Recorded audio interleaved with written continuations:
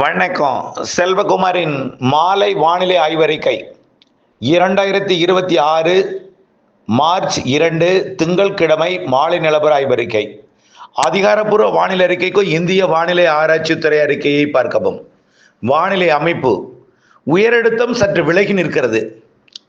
கிழக்கு காற்றை அனுப்பக்கூடிய காற்று சுழற்சி ஒன்று இலங்கையை நெருங்கி கொண்டிருக்கிறது.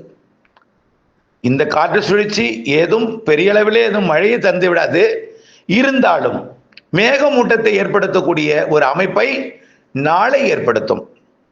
நாளை 3ஆம் தேதி, 4ஆம் தேதி, 5ஆம் தேதி 3 நாளும் இந்த காற்று சுழற்சியின் காரணமா ஆங்காங்கே மேகம் சூழும். வெயில் கொஞ்சம், அதாவது 100 டிகிரிக்கு போகாமல் 100 டிகிரிக்கு சற்று கீழே, அதாவது 96க்கு மேல் 99க்குள் ஈரோடு, கரூர் போன்ற பகுதிகளில் இருக்கும். 100 டிகிரி தாண்டாது, 100 டிகிரி எட்டாது.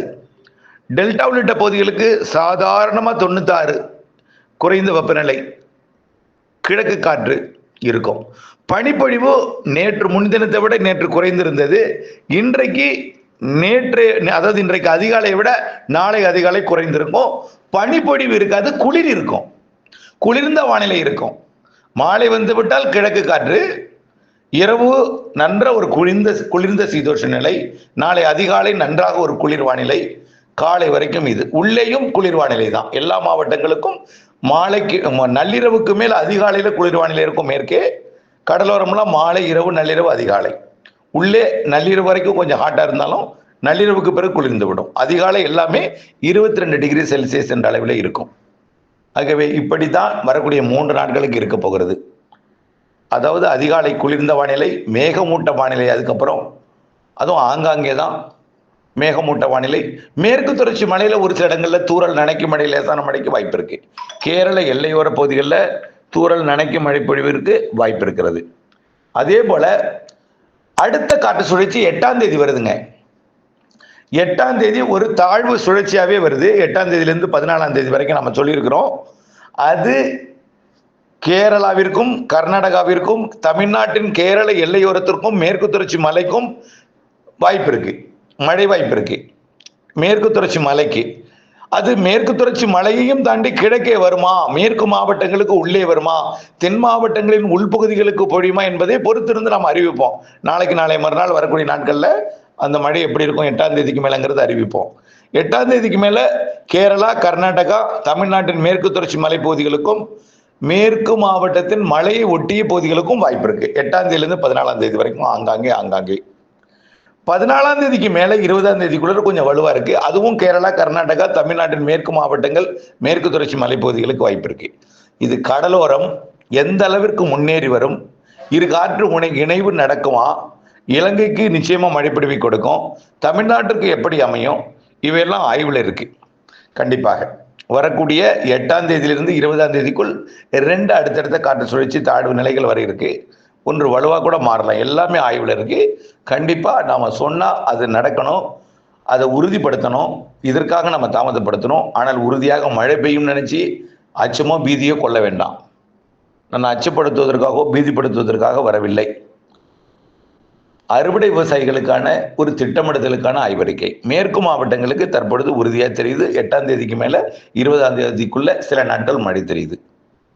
அதுல ஒவ்வொரு நிகழ்வுக்கும் 3 நாள் தெரியுது. மாலை, இரவு, நள்ளிரவு, அதிகாலை நேரமாக இருக்கும் மேற்கு மாவட்டங்கள். மதியம், மாலை, இரவு. எப்பொழுதுமே கடலோர மழைன்னா அது அதிகாலையில் இருக்கும். மேற்குன்னா அது மதியம், மாலை, இரவு தான். கிழக்கிருந்து மேற்கு நோக்கி குவிக்கப்பட்டு மேற்கு தொடர்ச்சி மலையிலையும் கேரளாவிலையும் மழைப்பொழிவை கொடுப்பதற்கு சாதகம் 8ஆம் தேதிக்கு மேல. தமிழ்நாட்டிற்கு பிற கடலோர பகுதிகளுக்கு, டெல்டாவிற்கெல்லாம் எப்படி இருக்கும், ஏற்கனவே ஒரு நிகழ்வு வந்துச்சு. அது செட்டிங் சரியா செட் ஆகல. நிகழ்வு அருகில் இருந்தாலும் 2 காற்று இணைவு இல்லை, குளிர்ந்த காற்றும் வெப்ப நீராவியும் இணைவு இல்லை. அதனால சரியா மழை இல்லை, மேற்கே பெய்தது. அதே போல் மேற்கே பொழியும். ஆனால் கடலோரம் கொடுப்பதற்கு வாய்ப்பு இருக்கா, இல்லை என்று முழுமையாக இல்லை என்று சொல்வதற்கல்ல. இலங்கைக்கு கொடுக்க போகிறது, தமிழ்நாட்டுக்கு கொடுக்குமாங்கிறது ஆய்வில் இருக்கு. அடுத்தபடியா இந்த மாத இறுதியிலையும் இருக்கு நிகழ்வு. மார்ச் 21ஆம் தேதிக்கு பிறகு வெப்பம் பொதுவாக உயரும். சூரியன் குத்துக்கதிர் குமரி முனையை நோக்கி வரும். இருந்தாலும் கிழக்கு காற்றது அதனையும் தாண்டி தொடர வாய்ப்பு இருக்கு. அதனால பெரிதா வெப்பம் இருக்காது. குளிர்சாதன வரையில் இருப்பவர்களுக்கு அதிகமாக தெரியும். ஆனால் ஒப்பிட்டு சராசரியை இந்த தேதியில் கடந்த ஆண்டு கடந்த சில ஆண்டுகளுக்கு முன்பெல்லாம் எப்படி இருந்துச்சு, 10 வருஷம் சராசரி எப்படி இருந்துச்சுன்னு பார்க்கும்பொழுது குறைவாக இருக்கும் சராசரி வெப்பமும். கிழக்கு காற்று தொடர்ந்து இருக்கும், நிகழ்வுகள் வரும், மேகமூட்டங்கள்லாம் இருக்கும், தூறல் சாரல் வாய்ப்பு இருக்கு, மேற்கே மழை இருக்கு. 8ஆம் தேதிக்கு பிறகுதான் இது எல்லாமே. பெரிய மழை இது வரைக்கும் நான் எதுவும் அறிவிக்கலை, எதையும் யாரையும் அச்சப்படுத்தலை. உங்களுக்கு எப்போ அறுவடை வருதோ அதை செய்யலாம். ஆய்வறிக்கையோட இணைந்திருக்கணும் அப்படிங்கிறது தான். ஏன்னா 8ஆம் தேதிக்கு மேலே 20ஆம் தேதிக்குள்ள 2 நிகழ்வு இருக்கு. அது எங்கே மழை தருங்கிறத தெரிந்து கொள்ள வேண்டும் என்பதற்கு தான் நான் சொல்லிட்டு இருக்கேன். ஆகவே இப்போ அச்சமோ பீதியோ கொள்ள தேவையில்லை. புரியுதுங்களா?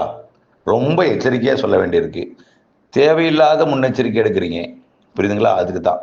ஓகே, அடுத்தது ஏப்ரல் மேயும் ஏற்கனவே சொன்னது தான். ஏப்ரல் மே வெயிலும் இருக்கும், மழையும் இருக்கும். மழை மாதத்திற்கு ஒரு நிகழ்வால் 3-4 நாட்களுக்கு இருக்கு. மாதத்துக்கு 3-4 நாட்கள் உறுதியாக இருக்கு. ஆனால் பிற நாட்கள் எல்லாமே நிகழ்வுகள் இருக்கு, வெயிலும் இருக்கு. வெயில் நிகழ்வு கடலோரத்தில் இருந்தால் கூட வெப்பமான பகுதியிலிருந்து காற்றை எடுத்தால் வரக்கூடிய வழித்தடம் வெப்பமாகி வரும். வெப்பமான பகுதியிலேருந்து காற்று கடலோரம் வந்தால் உள் தமிழ்நாட்டிலேருந்து வெப்பமான காற்று கடலோரத்துக்கே வரும். புரியுதுங்களா? அதுமாரி செட்டிங் எல்லாம் மாறி செட் ஆகும். செட்டிங்கை பொறுத்து தான் மழை, குளிர், வெப்பம் எல்லாமே அமையும். ஆகவே நிகழ்வு இருக்கு, மாசத்துக்கு ஒரு நிகழ்வு. அந்த ஒவ்வொரு நிகழ்வும் 3 நாள் மழை தரும், பிற நாட்கள் வெயில் இருக்கும்.